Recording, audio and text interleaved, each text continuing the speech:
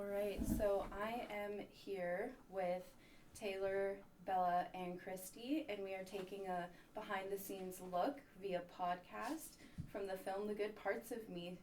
So thank you everyone for coming together and doing this. You're welcome. Thanks for having us. We were all the same group. But yeah, so the first thing I want to know is, did any of you have an emotional connection from this piece? For me, the most emotional part was actually filming you and getting your tattoo. And it was cool because it was just me and you that went to the tattoo parlor, and I didn't really know what to expect at all. And also I was a little nervous ahead of time because it was just me and the camera. There was nothing else. But it actually was really cool to be able to capture that and just think of different angles of getting that tattoo. And it was kind of cool too because it was a kind of a transition moment between something that you never had before on your body, and then it was suddenly permanent on your skin. And so to me that was a really powerful thing to actually film in real life. It was really powerful for me too to be there, but it also made me so happy that you were there with me. It's kind of surreal looking back and seeing something on your skin now. Again, you're right, that wasn't there before. It's a surreal experience to watch it over and over again. Mm-hmm. But it's also, we also broke the guy, the tattoo, Dijon Mustard's Dijon Mustard picture, and we broke his little tattoo stand when it was happening. But overall, it ended with a the great camera tattoo. bag knocked the picture off the wall. The very beginning, but Just shattered that thing. It all went up from there. So Really? I didn't know that. Yeah, so it happened. That was one sort of funny thing that happened while we were filming, or while Christy was filming. And do you guys have any other funny moments? Maybe some that have to do with sound and music? Bella? Sound and music? Oh my god. When you were watching the timeline, and Christy and I had spent 3 hours putting music in. And I guess we had too many timelines that we didn't put any titles on, and then we saved it into another bin. So the next day, I was so excited to show Amelia and Taylor the music that we put in. And Amelia's watching it, and then after I come over and I'm like, how good was that music? And she was like, do you think we need more? And in my head I was like, what is she talking about? The entire timeline has music. And it wasn't until later on when I went to edit it that I realized she watched a timeline that had one sequence of music in one interview. Completely the wrong one. And anybody who's watched it that has spoken back to us is the music makes it. The music's so important. And it is literally the whole way through. So I was we just can't put any confused more in. because the entire thing had music in, and Amelia was like, do you think we need more? And I was like, where would we put it? After I watched the final version, the right sequence, it made complete sense. I think the other one of my highlights was breaking into Taylor's apartment. Oh my god. To retrieve a hard drive. And poor Justine. Shout out Justine. We should have gave her a special thanks. We open the door and we're like, hello, and all you hear is her in the back, hi. We needed to use a hard drive that day, and Taylor had accidentally gone to work and left it in her room. So we had to save it somehow. Oops. Taylor's So, a dingus. No, question for Taylor. Yes. So you also, you got a tattoo this summer. How was that experience for you?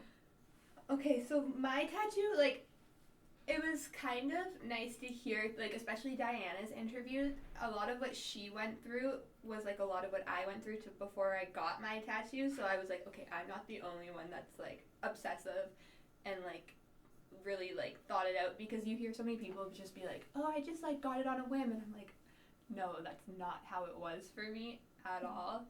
So that was nice. But, for an emotional connection to the film we made, for me, it was, learning your story, because, I had no idea about anything that went on, right? And especially Rad, because I knew you two, and I was just, you go through life not knowing anybody's story, and for me, the underlying meaning of this documentary was, you just have to be nice to people because you don't know, you can know people for 2 years. I knew Amelia for 2 years, we were good friends, and I had no idea, and it's just, you don't know what's going on in somebody's life, what they're dealing with, so it's kind of you gotta reserve judgment and let people take their own process, which sometimes I have a hard time doing. Sometimes I'm just like, would you please just make a move? But like this documentary was kind of a lesson about letting people be a little bit for me.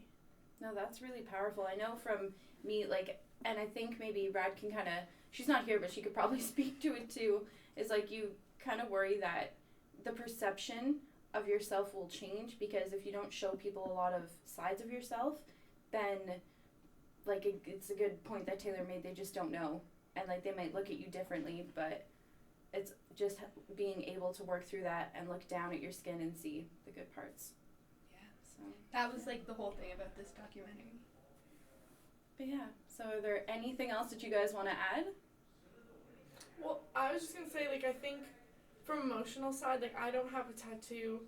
I don't know if I ever will get one, but the one thing that I liked seeing was how, even though we had 3 different people with 3 different stories, all of their reasons why they want to get a tattoo or they got tattoos kind of connected, which is why I thought made, like, this whole process really cool, was just seeing how they all are so different, but they all, like, it all came together in the end. Yeah, it ended up turning out better because, I mean, the initial idea came out of just like a casual conversation. We didn't know how it would go, but it Walking ended to up. Tim's. Yeah, we were just walking in the hall. We were like, "Hey, we wonder about this," and it ended up being a the really light like, bulb.